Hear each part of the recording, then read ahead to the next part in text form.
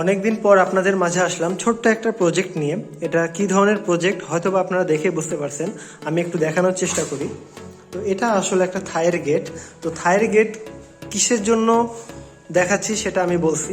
আসলে এটা এমন এক ধরনের লজিক সিস্টেম যে একটা পুশ বাটন দিয়ে আমি থাইটাকে কিছুক্ষণের জন্য ওপেন রাখতে পারবো, আবার অটোমেটিক্যালি সেই একটু পরে ক্লোজ হয়ে যাবে বা বন্ধ হয়ে যাবে। তো এটা অনেকভাবেই করা সম্ভব, ভয়েস দিয়ে করা সম্ভব বা হাতের তালি দিয়ে করা সম্ভব, ইত্যাদি ইত্যাদিভাবে করা সম্ভব। তো মেন টার্গেট কি, এমন এক ধরনের ফাংশনটা তৈরি করা যেটা একটা সিগন্যালের মাধ্যমে গেটটাকে ওপেন রাখবে, আবার কিছুক্ষণ পর বন্ধ করে দিবে।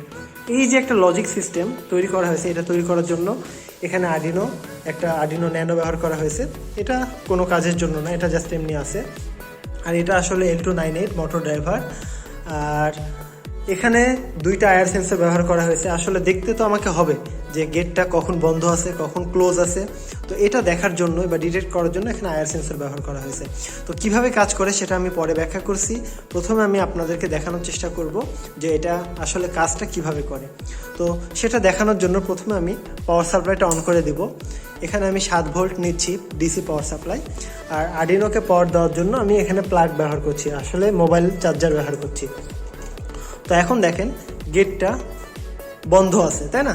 গেটটা বন্ধ আছে। তো এটা আমি এখন ওপেন করব কিভাবে? এই যে এখানে একটা পুশ বাটন আছে, এটা প্রেস করা মাত্রই সে সিগন্যালটা গ্রহণ করবে এবং কিছুক্ষণের জন্য ওপেন রাখবে, তারপরে কিছুক্ষণ পরে অটোমেটিক্যালি সে বন্ধ করে দিবে। তো সেটা আমরা এখন দেখব। এই যে পুশ বাটন প্রেস করলাম, গেটটা এই যে খুলে গেল। কিছুক্ষণ পর, অর্থাৎ 5 সেকেন্ড দেওয়া আছে, 5 সেকেন্ড পরে আবার ব্যাক করবে। এই যে এখানে আসার পরে সে সরাসরি থেমে গেল। তো এই একটা গেট যদি আপনি কন্ট্রোল করতে পারেন, মানে এই ধরনের গেট, তো আপনি যে কোনো থাইয়ের গেট আপনি কন্ট্রোল করতে পারবেন।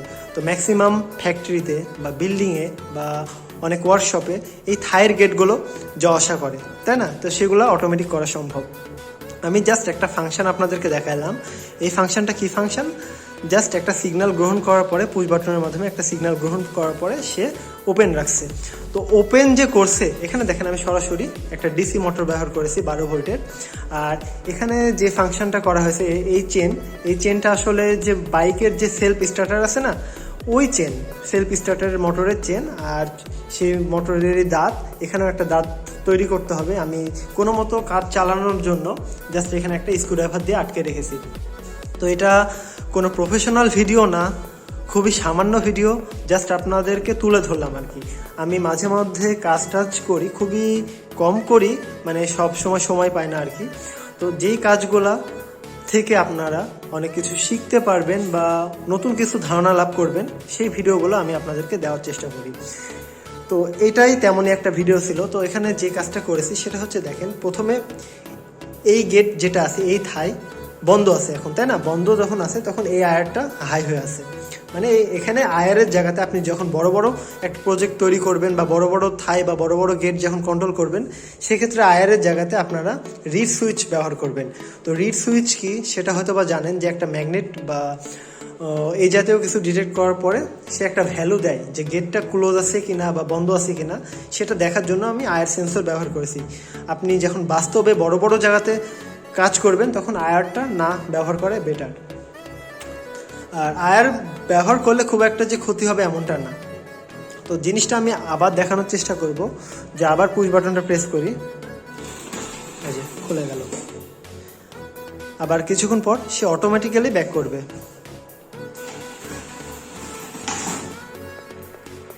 প্রজেক্টটা কিন্তু আমার কাছে বেশ ভালোই লেগেছে।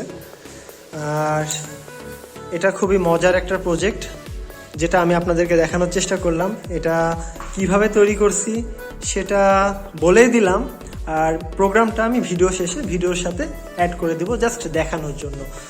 আর এগুলা কোনো শেখানোর ভিডিও না। সময় হোক, আমি অবশ্যই আপনাদেরকে ভালো কিছু শেখানোর চেষ্টা করব। এই খাপ ছেড়ে ভিডিও করে শেখানো সম্ভব না। এর জন্য একটা সময় দরকার, একটা সময় দরকার, একসাথে অনেক কিছু শেখানোর দরকার।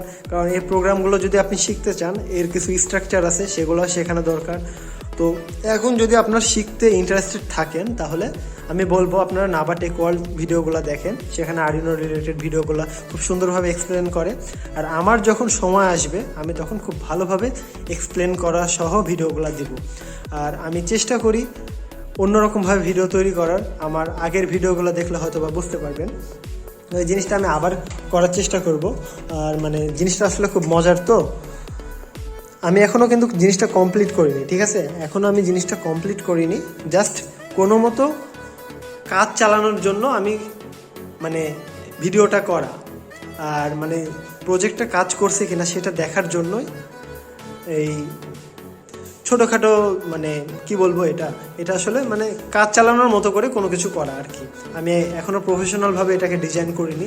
এটাকে প্রফেশনালভাবে ডিজাইন করার সময় এখানেও দাঁত ব্যবহার করতে হবে, আর কোনো জায়গাতে মানে কাজ চালিয়ে নেওয়ার মতো কাজ করলে হবে না, একেবারে ভালোভাবে কাজ করতে হবে যেন সেটা নষ্ট না হয়। তো এটা আমি আরেকবার চালিয়ে দেখার চেষ্টা করি। আমি আবার পুশ বাটনটা প্রেস করব, এই যে খুলে গেল। আবার সে কিছুক্ষণ পরে বন্ধ করে দিবে। এই যে জিনিসটা আমার কাছে বেশ ভালোই লেগেছে, আপনার কাছে কেমন লাগলো সেটা আমি জানি না, তবে এরকমই মাঝে মধ্যে ভালো কিছু দেখানোর চেষ্টা করব।